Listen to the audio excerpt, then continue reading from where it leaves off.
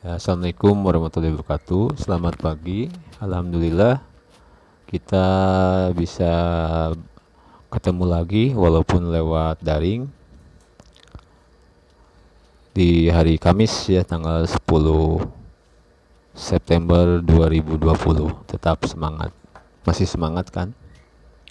Walaupun dengan kondisi corona tetap jaga jarak, jaga kesehatan, jaga pola makan dan hidup sehat.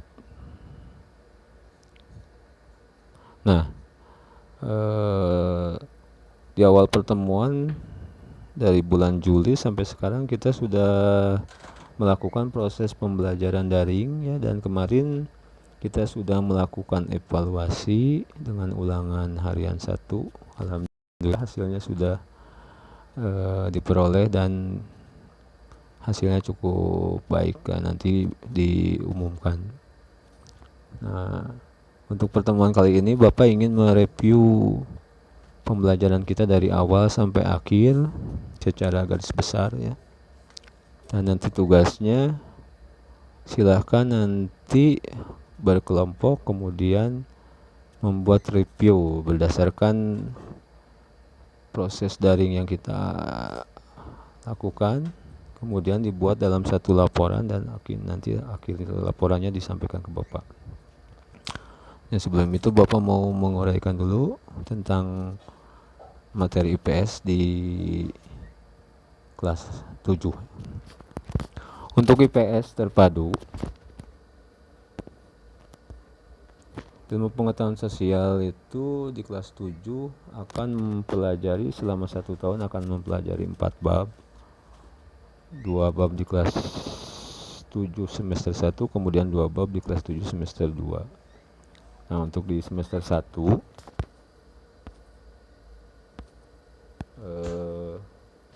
ada 2 bab yang akan kita pelajari, yaitu 1 mengenai manusia, tempat dan lingkungan yang sudah kita pelajari ya selama hampir 3 bulan kurang. Kemudian yang kedua adalah mengenai interaksi sosial dan kelembagaan masyarakat.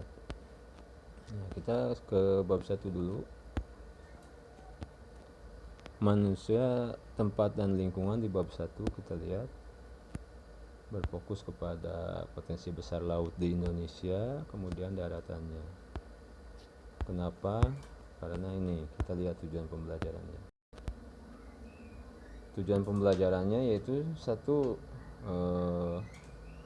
menjelaskan konsep ruang, interaksi antar ruang dan faktor yang tepat.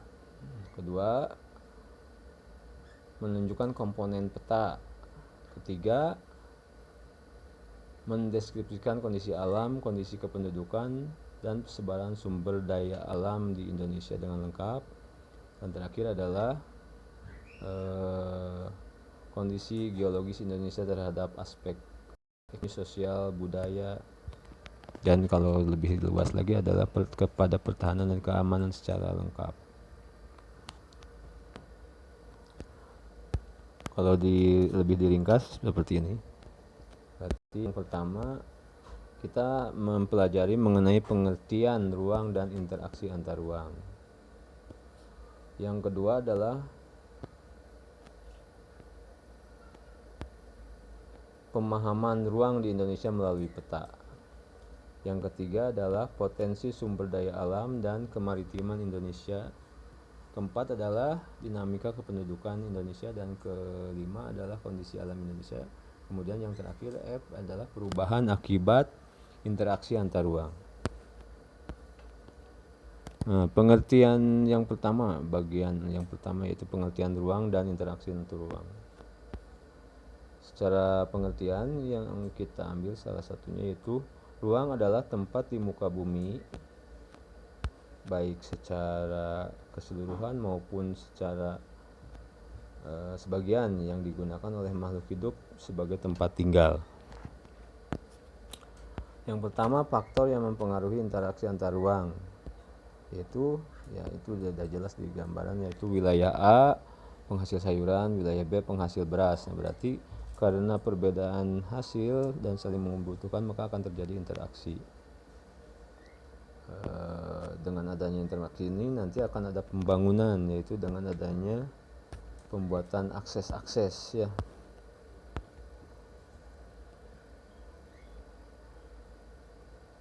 Nanti silahkan lebih diperdalam lagi tentang pengertian ruang dan interaksi antar ruang. Yang kedua adalah pemahaman ruang di Indonesia melalui peta. Berarti ada 3 poin yang harus kita pahami, yaitu 1, peta, 2, komponen peta, ketiga, mengetahui letak dan posisi geografis Indonesia melalui peta. Ini letak itu ada beberapa macamnya, yaitu letak astronomis, letak geologis, letak geografis, letak satu lagi adalah letak ekonomis. Kita masuk ke bab 1, yaitu mengenai manusia, tempat, dan lingkungan. Sudah kita gambarkan dari awal tentang ini, tentang tujuan, tentang poin-poin yang harus kita pahami dan pelajari. Kemudian terjadinya pengertian ruang, kemudian pemahaman ruang di Indonesia melalui peta dan kondisi letaknya. Kemudian akan muncul potensi sumber daya alam dan kemaritiman. Jadi potensi sumber daya alam itu lebih ke hasil dari alam ya, di daratan, dan daya alam dan kemaritiman di lautan berarti. Nah, Indonesia sudah memiliki potensi yang sangat luar biasa untuk menjadi negara maju, yaitu secara ekonomi. Sebuah negara akan maju apabila memiliki 4 faktor, yaitu 1, sumber daya alam, sumber daya manusia, kemudian modal, dan terakhir adalah keahlian. Nah, 3 faktor kita sudah memiliki sangat banyak sekali. Cuman 1 yang belum harus kita tingkatkan, termasuk Bapak dan termasuk kamu juga, yaitu meningkatkan keahlian. Poin selanjutnya adalah mengenai dinamika penduduk. Berarti kita berbicara mengenai kualitas, nah yang sumber daya alam itu. Kemudian kuantitas, kemudian keragaman budayanya. Nah, kondisi alam Indonesianya bagaimana? Apa sajakah? Lihat kita secara geologi, topografi. Geologi berarti keadaan sebenarnya, topografi tinggi rendahnya, dan kemudian iklim berdasarkan iklimnya. Karena posisi kita posisi silang secara geografis di antara 2 benua dan 2 samudra. Secara astronomis 6 derajat lintang utara, 11 derajat lintang selatan, 95 bujur timur sampai 141 bujur timur. Maka Indonesia berada di posisi silang ya. Itu akan berada di wilayah 23 derajat. Berarti Indonesia berada di dalam iklim tropis. Nah, nanti silahkan kaji mengenai iklim-iklim tropis. Itu yang secara mendasar pasti Indonesia punya angin muson. Kemudian memiliki iklim yang tropis ya, panas. Dan kemudian persebaran flora dan fauna.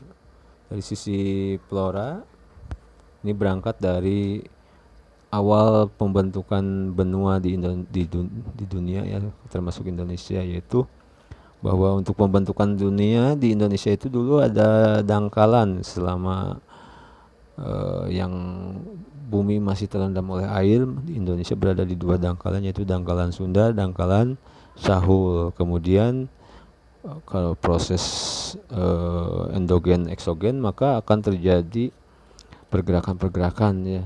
Akhirnya akhirnya tercipta daratan kan ya, dari dangkalan Sunda dan dangkalan Sahul. dipisahkan oleh laut dalam. Nah, dari dua daratan itulah tumbuh flora dan fauna. Flora berarti dari sisi tumbuh-tumbuhan, fauna dari sisi hewan-hewannya. Nah, nanti ada penyebaran mengenai flora Indonesia, yaitu jelas ya, hutan hujan tropis, hutan musim, kemudian sabana. Kenapa? Karena Indonesia berada di posisi-posisi yang berdasarkan wilayah-wilayah yang dipisahkan oleh lautan-lautan itu berdasarkan hasil pembentukan benua ya, teori kontinental. Nanti silahkan baca lagi. Kemudian untuk fauna,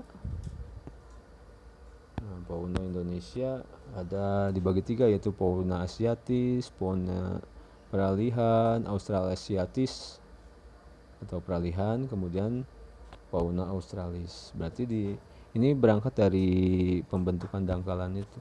Dangkalan Asia nanti akan menciptakan fauna-fauna asiatis, ya, dikelompokkan berdasarkan asiatis. Kemudian yang di tengah peralihan, dan yang sebelah timur yaitu fauna australis. Maka akan berbeda karakternya. Seperti di sebelah asiatis pasti sama gajah, tapi buaya akan sama dengan ASEAN. Kemudian di sebelah tengah ada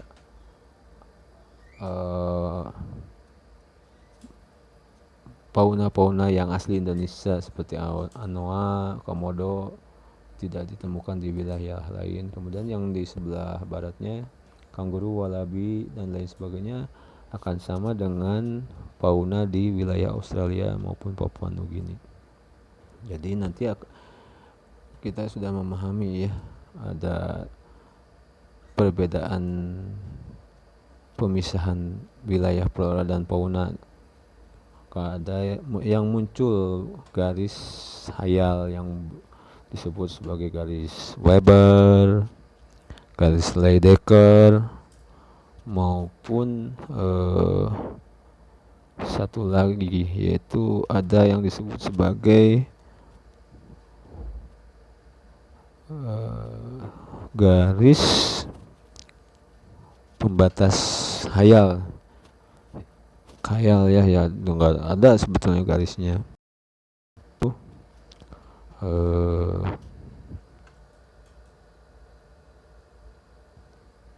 Yang disebut sebagai garis Wallace, kalau nulisnya Wallace, Weber, kemudian Lydekker, L-Y Dekker. Nah, tiga garis ini diambil dari nama penemunya yang menemukan penelitian bagaimana pemisahan fauna di Indonesia, wilayah barat, tengah maupun timur. Demikian. Nanti silahkan dibaca lagi tentang tiga garis tersebut dan faunanya maupun flora dan faunanya. Nah, dari situ akan berlanjut ke perubahan akibat interaksi antar ruang. Bisa di bidang ekonomi, sosial, wilayah, dan lain sebagainya. Demikian materi bab 1 yang bisa disampaikan. Untuk tugasnya silahkan nanti berkelompok sesuai kelompok IPS yang sudah dibagi ya. Secara daring tetap melakukan kerja kelompok. Nah, nanti silahkan dibuat kelompok, bukan dibuat kelompok, berkelompok, kemudian membahas mengenai bab 1, review bab 1 dari mulai awal ya, dari mulai manusia, tempat dan lingkungan, dari peta dan lain sebagainya, kita aplikasikan dalam membahas Indonesia, yaitu gambaran-gambaran manusia, tempat dan lingkungan di Indonesia. Hasilnya nanti berupa laporan kerja ya. Boleh diketik, boleh tulis tangan, tapi dilengkapi dengan peta Indonesianya Jadi nanti silahkan dibuat sebagus-bagusnya dalam bentuk PowerPoint boleh, dalam bentuk portofolio boleh, atau dalam bentuk video yang menyatakan bagaimana manusia, tempat, dan lingkungan di Indonesia, perkembangan sejarahnya mulai dari manusianya sampai ke terakhir, yaitu mengenai flora dan fauna, kemudian perubahannya. Demikian. Nanti setelah beres silahkan tugasnya dalam bentuk tugas yang sudah Bapak sampaikan dikumpulkan, biasa dikirim lewat WA ya, dipoto dulu hasil diskusinya, kemudian dikirim ke Bapak. Terima kasih. Apabila nanti ada pertanyaan silahkan nanti bertanya di grup WA kelas 7G yang sudah ada ya. Terima kasih. Assalamualaikum warahmatullahi wabarakatuh.